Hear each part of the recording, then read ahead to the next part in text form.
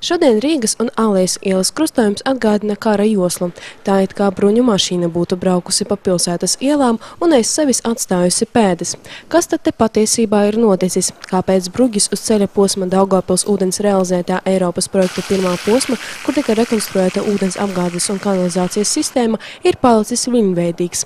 Meklēt atbildi uz šo jautājumu mēs devāmies pie projekta izpildītāja, uzņēmuma RB Skals būvvadība. Notikušo celtniecības darbu vadītājs Andrejs Hrabrovs mums paskaidroja, ka gājēju zonas un braucamās daļas bruģa atjaunošanas darbi šajā krustojumā vēl nav pabeigti. Nav sataisīts līdz galam seguma atjaunošanas, zem bruģa nav tagad ģeotekstils un nav šķembas.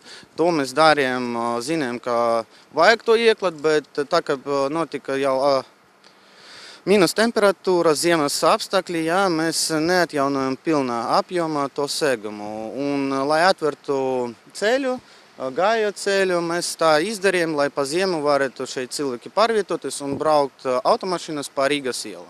Andrejs Hrabrovs atzīst, ka neviens neiedomājās, ka grunts nosēdīsies un izveidosies tāda situācija, kuras dēļ pasūtījuma veicējiem tagad būs jātērē savi līdzekļi bruģa atjaunošanai.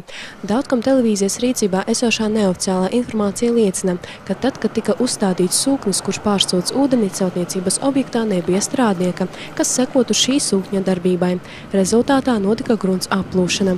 Celtniecības darbu vadītājs šo informāciju gan neapstiprina, taču arī nenoliedz. Pagaidām nepastāvīgo laikapstākļu dēļ atjaunot ceļa segumu Rīgas un Alejas ielas krustojumā nevar. Vismaz līdz aprīlim pilsētas iedzīvotājiem un viesiem ir jārēķinās ar nērtībām šajā ceļa posmā. Savukārt RB Skals būvvadība darbu vadītājs mūs mierina, ka līdz 29. maijam projekts un visi atjaunošanas darbi tiks pabeigti. Cerēsim, ka līdz pilsētas dzimšanas dienai Rīgas iela būs savesta kārtībā.